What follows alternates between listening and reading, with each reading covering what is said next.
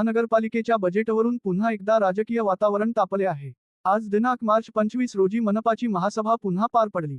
या महासभेत प्रशासनाच्या आर्थिक व्यवहारांवर महत्त्वाची चर्चा रंगली। काल म्हणजेच मार्च 24 रोजी झालेल्या महासभेत नगरसेवक मल्लेश शेट्टी यांनी एक गंभीर प्रश्न उपस्थित केला होता।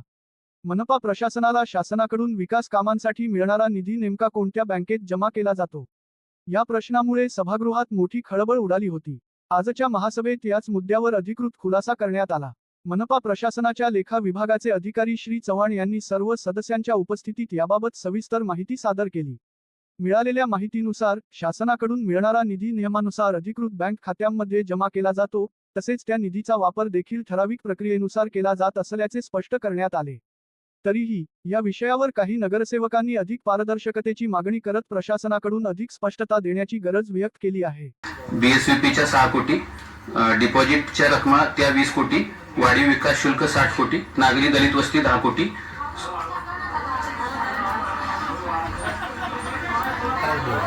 जो शासनाकडून निधी येतो त्याच्या 290 कोटी। तर बँकांची पण नाव सांगा। बँकांची बँका आहेत पण पाहिजे नाव, बँकांची नावं सांगतो। जो शासनाचा निधी येतो आपल्याला नगर विकास खात्याकडून ती अमाऊंट आहे 290 कोटी।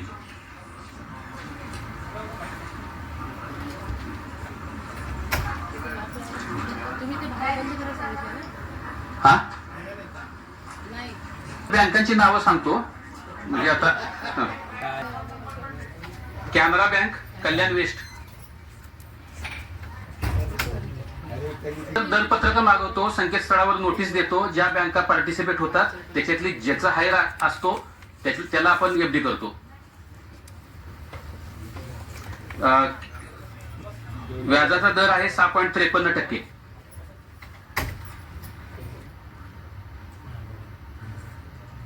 त्याच्यानंतर इंडियन बँक, कल्याण वेस्ट, नाही हाच ना निधी, मूलभूत सेवा सुविधेचाच।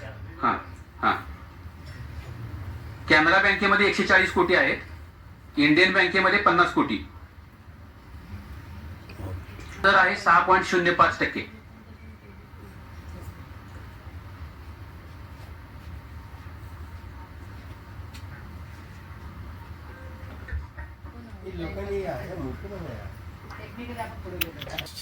व्याजाचा दर आहे 6.75%।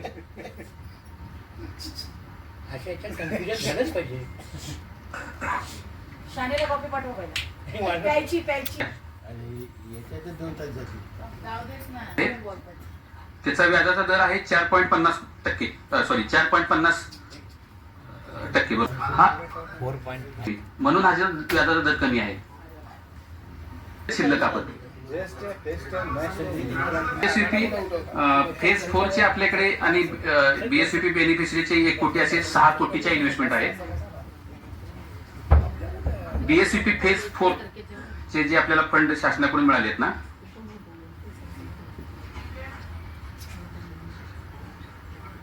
बँकेमध्ये 6.53%,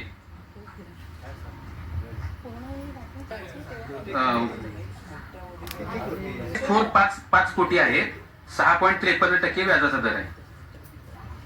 कल्याण वेस्ट,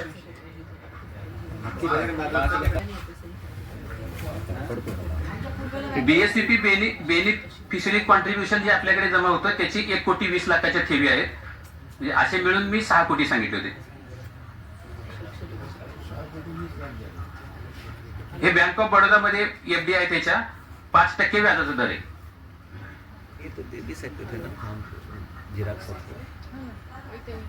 तर अनामत निधी जे कॉन्ट्रॅक्टरचे जे सिक्युरिटी डिपॉझिट आपण कट करतो त्याच्या ज्या डिपॉझिटचे पैसे असतात त्याची इन्व्हेस्टमेंट आहे ही 20 कोटीची। त्यातले 10 कोटी आहेत Indian overseas bank, Khadakpada, Kalyan west, आणि 10 कोटी आहेत central bank of India, Kalyan west. एकाचा रेट आहे 5.75% आणि 10%। खडकपाडा, कल्याण वेस्ट 10 कोटी आणि central bank of India, Kalyan west 10 कोटी। पार्टिसिपेट होईल ते काय माझ्या हातात नाहीये।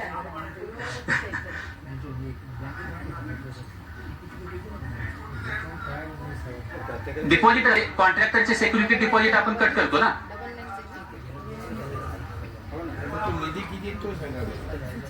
शुल्क जे मेट्रो सेस आपण शासनाचा निधी आहे तो गोळा करतो ते 60 कोटी.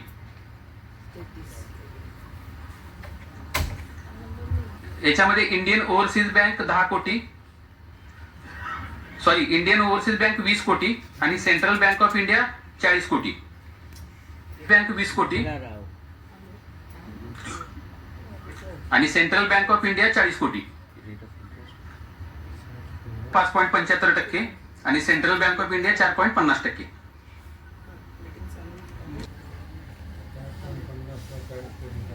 दलित वस्ती 10 कोटी. बँक खडकपाडा कल्याण वेस्ट 10 कोटी, दर आहे 5.75%.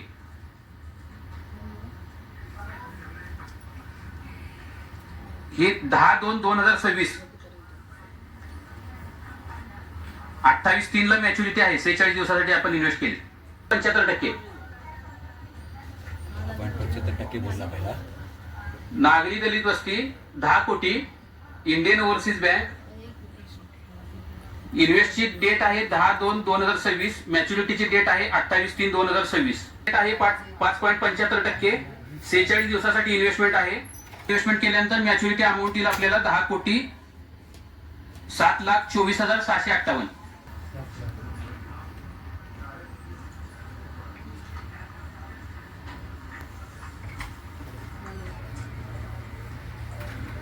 त्याच्यानंतर घनकचरा व्यवस्थापन प्रकल्प निधी जो शासनाचा निधी आहे तो आहे 10 कोटी.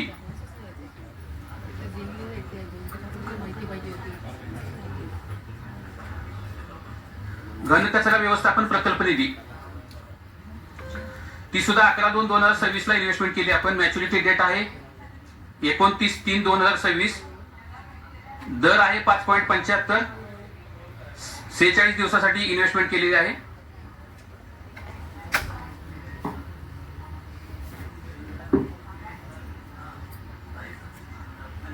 कुठली बँक? बँकेचं सांगितलं इंडियन ओव्हरसीज बँक. कहाँ बोला अभी बोल रहा है. खडकपाडा कल्याण वेस्ट.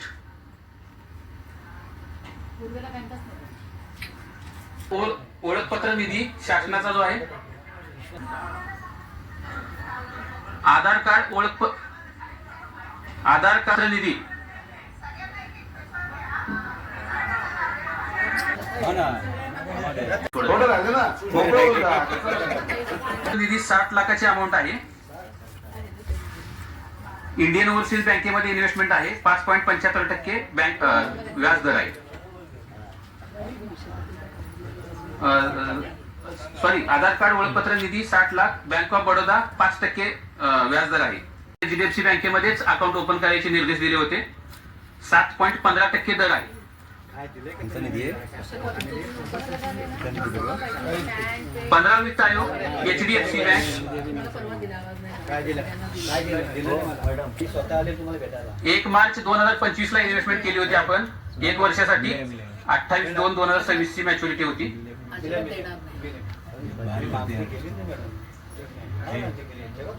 त्याच्यानंतर नगर रचना निधी खात्यामधले गव्हर्नमेंटला भरायचे जे पैसे आहेत त्याची 40 कोटीची इन्व्हेस्टमेंट ना आधार कार्डची. गणकचरा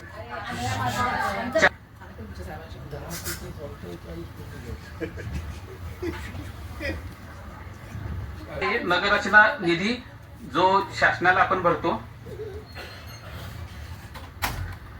ते सेंट्रल बँक ऑफ इंडिया मध्ये आहे. 4.5%, 10 कोटी. कशासाठी आहे ते फक्त तेवढं सांगून देत सदस्यांना. गव्हर्नमेंटचा निधी आपल्याला येतो, गव्हर्नमेंटच्या स्कीम मंजूर असतात त्याच्या अगेन्स्ट निधी येतो, पण तो त्या वेळेला खर्च होत नाही. तो निधी शिल्लक राहतो. म्हणून तो आपल्या घरचा पैसा समजून फायनान्शियल प्रोप्रायटरी ऑफ जे काही नियम असतो त्याच्याप्रमाणे तो पैसा आपण शिल्लक ठेवत नाही. जरी ते व्याज आपल्याला मिळत नसलं, गव्हर्नमेंटला द्यायचं असेल तरी पण तो इन्व्हेस्टमेंट करतो की जेणेकरून पैशाचा अपव्यय होणार नाही. आणि जेव्हा गरज असेल तेव्हा आपण तो तोडतो पण आणि पेमेंट पण करतो. नाही चव्हाण हा सर. म्हणजे तो आपल्याला सर्व नगरसेवकांना डिस्ट्रीब्यूट करता येईल. सर हा शासन निधी आहे. मग तो मूलभूत सुविधा शासन निधी, मग तो खर्च सर, पण केंद्रावर करणार. याच्यामध्ये प्रशासकीय मंजुरी कलेक्टर सर देतात आणि त्यांच्याकडून कामं मंजूर होऊन येतात. याच्यामध्ये आपल्याला काहीच हे मग नाही. ते डिस्ट्रीब्यूट कसा करतं, कोण करतं हा निधी?